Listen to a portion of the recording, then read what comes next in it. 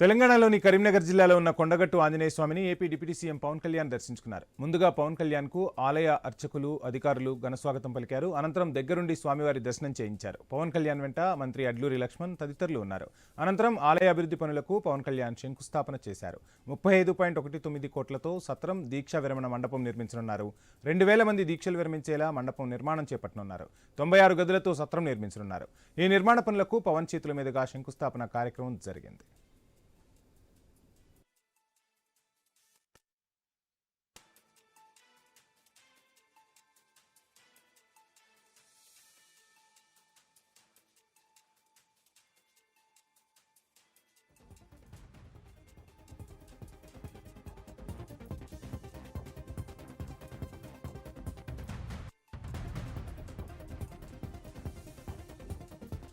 Screen పై చూస్తున్నాం. కొద్దిసేపటి క్రితమే కొండగట్టు ఆలయానికి ఆంధ్రప్రదేశ్ డిప్యూటీ సీఎం పవన్ కళ్యాణ్ చేరుకున్నారు. టీటీడీ నిధులతో ఆలయ అభివృద్ధి పనులకు శంకుస్థాపన చేశారు పవన్ కళ్యాణ్. మొత్తంగా 35.19 కోట్లతో సత్రం, అదేవిధంగా ఆంజనేయ స్వామి భక్తుల దీక్ష విరమణ కోసం మండపాన్ని కూడా నిర్మించనున్నారు.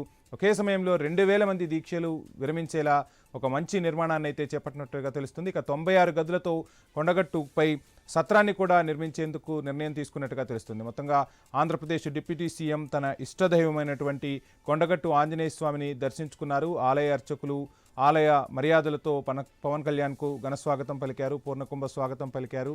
ఇక ఆ తర్వాత వేద ఆశీర్వచనం అందించారు.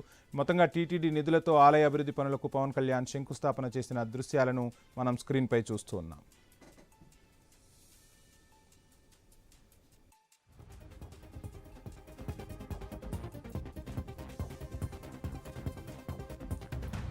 రైట్, అంజన్న సేవలో పవన్ కళ్యాణ్ తరించారు. మొత్తంగా టీటీడీ నిధులతో కొండగట్టు ఆంజనేయ స్వామిని దర్శించుకున్న తర్వాత ఆ నిధులతో అక్కడ శంకుస్థాపన చేశారు పవన్ కళ్యాణ్. స్వాగతం పలికారు ఆలయ అర్చకులు, అధికారులు. అడ్లూరి లక్ష్మణ్ కూడా పవన్ కళ్యాణ్తో పాటు ఉన్నారు. అభివృద్ధి పనులకు శంకుస్థాపన చేశారు పవన్ కళ్యాణ్. తిరుమల తిరుపతి దేవస్థానం ఆలయ అభివృద్ధికి నిధులను కేటాయించింది.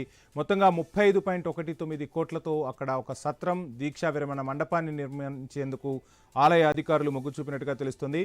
ఒకేసారి 2000 మంది దీక్షలు విరమించేలా మండపాన్ని నిర్మించనున్నారు. అదేవిధంగా భక్తుల సౌకర్యార్థం 96 గదులతో సత్రాన్ని నిర్మించేందుకు కూడా ఆలయ అధికారులు నిర్ణయం తీసుకున్నారు. ఈ రెండింటికి కూడా కొద్దిసేపటి క్రితమే ఆంధ్రప్రదేశ్ డిప్యూటీ సీఎం పవన్ కళ్యాణ్ శంకుస్థాపన చేశారు.